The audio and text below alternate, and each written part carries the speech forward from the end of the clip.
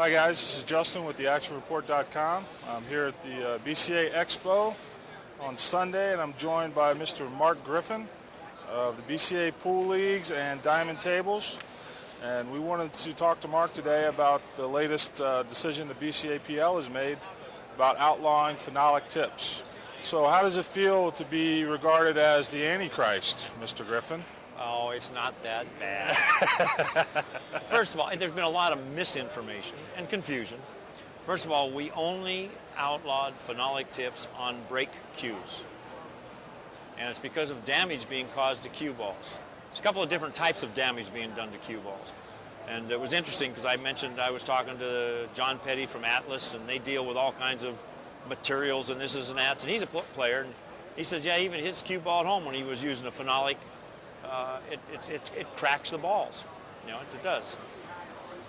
We are finding other types of damage too. So we've just found it's probably best to use leather tips for braking purposes. Okay. Using a shooting cue, basically. You can still have a break cue. And it only affects our tournaments. We're not saying the pool room has to do it, or your local league, or even your state championships. At this point, the only one it really has an effect on is our national tournament. And I know there's been a lot of comments saying that, so what? You're making so much money, you can afford to change and replace all the cue balls. That's not the point. Nobody should be using anything that damages the equipment.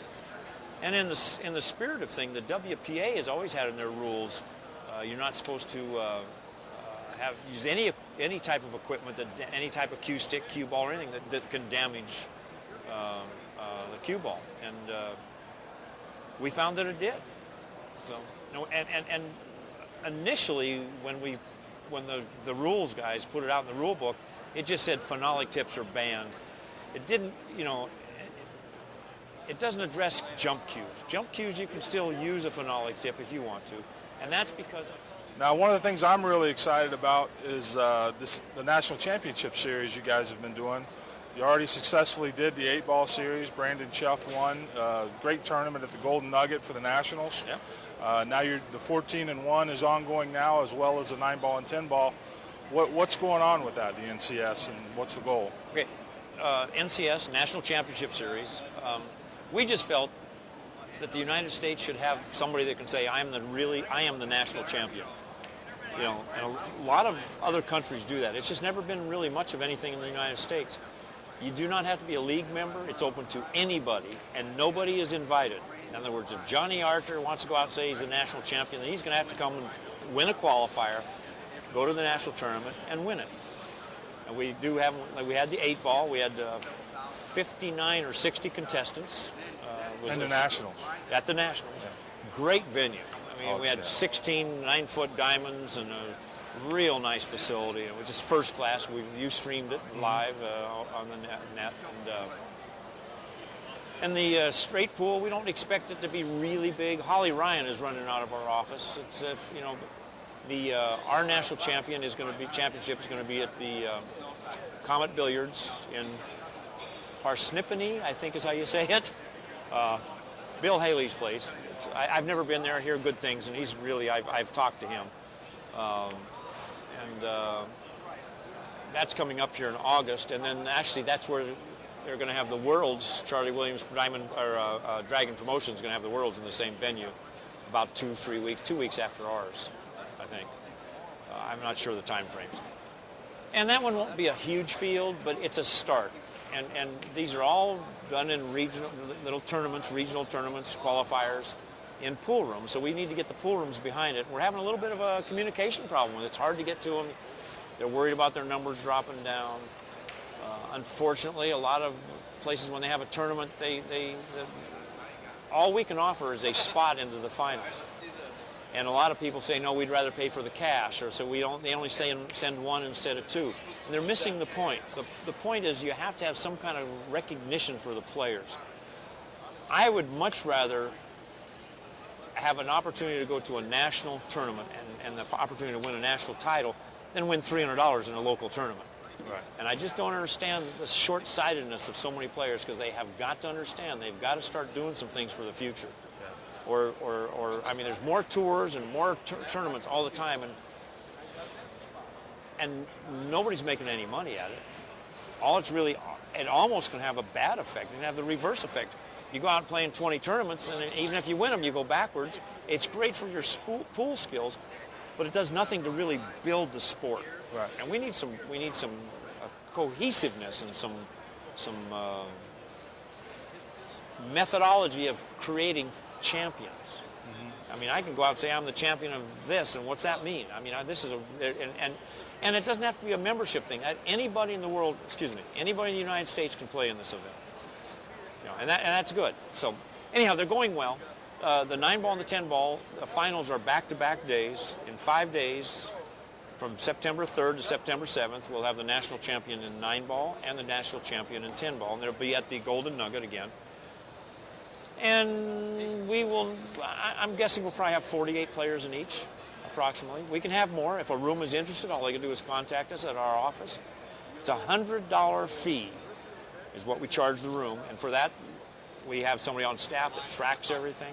We make them banners and posters, they're 6, 7, 8 feet long, and put them up and give them support and everything else. So I don't see how a room can really go wrong. But I understand, too, that rooms, some of them are having tough times now, but you have to make the sport grow. And it's just part of the things we're trying to do, you know.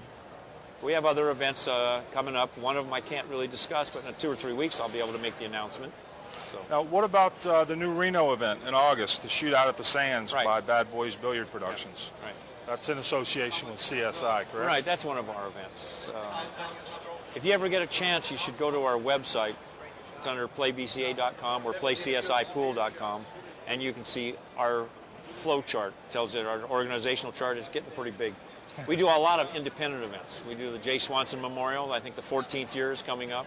We do the U.S. Bar Table Championship. The 17th one is coming up. And we added this new event called Shootout at the Sands. And that's August 14th through 23rd at the Sands Hotel in Reno.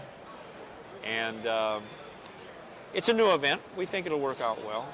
It's 8-ball and 10-ball on 32 bar tables, long races. And it's really aiming for the better players, but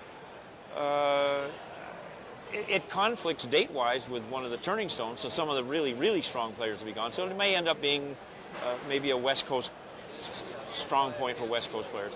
But it has a lot of potential, and the Sands has supported pool for so many years.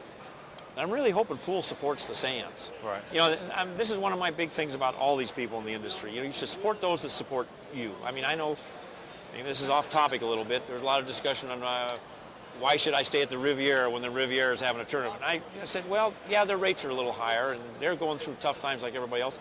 But they've added thousands and thousands and thousands of dollars worth of trade out, meaning they hang the lights, they do this, they do that. And yet these other people say, well, I can stay down the street and save $10. Well, you know something? That is just the wrong attitude. I mean, you have to support those that support you, or this sport will go nowhere. And everybody's struggling, obviously. But the Shootout at the Sands, I think, has some good potential to grow. And I think the races are races to, boy, I have it, I just don't, I'm muddy today. Races to 10 and 10 ball, I think, and races to 8 and 8 ball. So they're long races on a bar table. So. And it's about $15,000 added money. So that's pretty good. All right, Mark, thanks for joining us. What was your opinion of the show? You know, I do the show for other reasons than most people. I'm part of Diamond, but I don't really know how they do. But Diamond's very happy with the traffic they got. I was just talking to some of the other people, that Jerry Forsyth, for instance, and he said every person he's talked to, the show exceeded their expectations except for one. You know, I mean, and I think it's great. Anybody that's in the industry has got to come to this show. I mean, it's much smaller than it was before, but a lot of times the fluff is, it's just people taking smaller booths or this or that. But I thought it went okay. I accomplished what I needed to accomplish. I had 2, 3, 4 people I needed industry socializing, and that all worked out. And one of them is I'll be making some announcements here in the next, it could be 6 or 8 weeks, but I think the pool world's going to like it. It has at least 25,000 added to it. All right. And it's a big table event. Yeah. And so there's some really cool things. So that's Okay. it. All right. Well, Thank you, Mark, and we'll talk to you later. All right, For your man. time. Thanks. Bye.